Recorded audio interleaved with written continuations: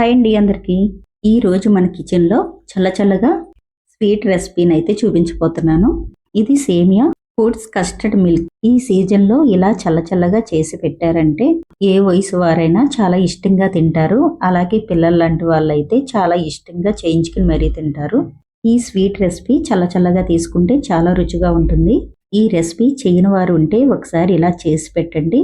ఇంటిలో పాది చాలా ఇష్టంగా తింటారు. నా వీడియో చూసే ముందు ప్లీజ్ ఒక లైక్ అయితే ఇవ్వండి, ఇంకో కొంతమందికి రీచ్ అవుతుంది. అలాగే సబ్స్క్రైబ్ చేయని వారు ఉంటే సబ్స్క్రైబ్ కూడా చేయండి, ప్రతి వీడియో మీకు వస్తుంది. ముందుగా అయితే వీడియోలోకి వెళ్ళిపోదామా. ఇప్పుడు స్టవ్ ఆన్ చేసుకుని స్టవ్ మీద ఒక కడాయి పెట్టుకోండి.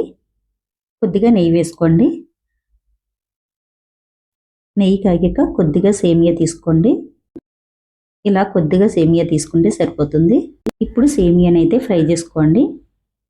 సేమియా అయితే మంచి కలర్ వచ్చేదాకా ఫ్రై చేసుకోండి. ఫ్రై చేసేసుకున్నాక ఒక ప్లేట్లోకి తీసేసుకోండి. తీసేసుకున్నాక అదే కడాయిలో పాలు పోసుకోండి. పాలు అయితే సేమియా కొలత బట్టి తీసుకోండి. ఆ సేమియాకి అయితే నేను లీటర్కి కొంచెం తక్కువగా తీసుకున్నాను. ఇప్పుడు పాలు కాగేలోపు ఇప్పుడు ఒక బౌల్ తీసుకుని కొద్దిగా కస్టర్డ్ పొడి వేసుకోండి. కస్టర్డ్ పొడి అయితే 3 స్పూన్ల వరకు తీసుకుంటే సరిపోతుంది. కొద్దిగా పాలు పోసుకుని స్పూన్తో ఉండలు లేకుండా బాగా కలుపుకోండి. ఈ కస్టర్డ్ పొడి కలుపుకుంటాకి కాచిన పాలే అవసరం లేదు, పచ్చి పాలు అయినా తీసుకోవచ్చు. బాగా ఉండలు లేకుండా కలిపేసుకున్నాక ఓ పక్కన పెట్టుకోండి. ఇప్పుడు పాలు మరుగుతున్నాయి కదా, ఇప్పుడు సేమియా అయితే మరిగి పాలు వేసేసుకోండి. సేమియా వేసేసుకున్నాక గరిటెతో తిప్పుతూ ఉడకనివ్వండి. మీడియం మంట మీద పెట్టి ఉడకనివ్వండి.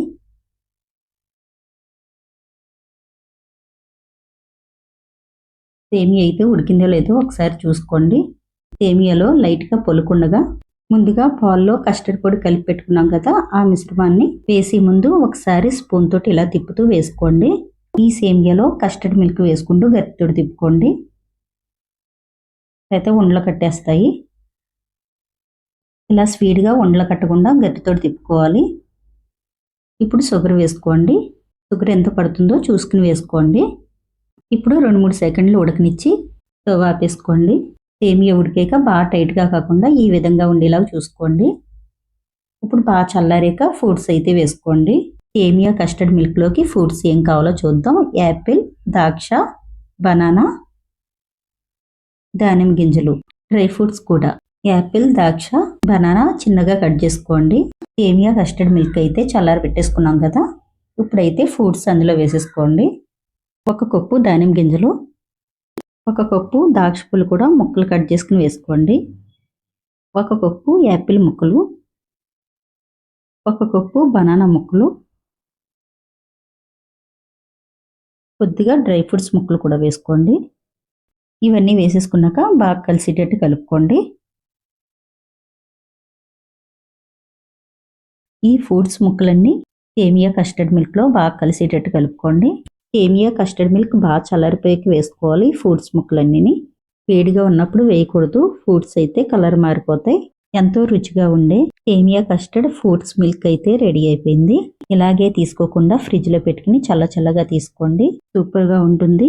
నా వీడియో మీకు నచ్చిందా? ఇంకెందుకు లేటు, మీరు ఒకసారి ఇలా ట్రై చేసి ఎలా ఉందో కామెంట్ బాక్స్లో అయితే కామెంట్ చేయండి. మీ ఫ్రెండ్స్కి బంధువులకి కూడా షేర్ చేయండి. అలాగే సబ్స్క్రైబ్ చేయడం అసలు మర్చిపోకండి.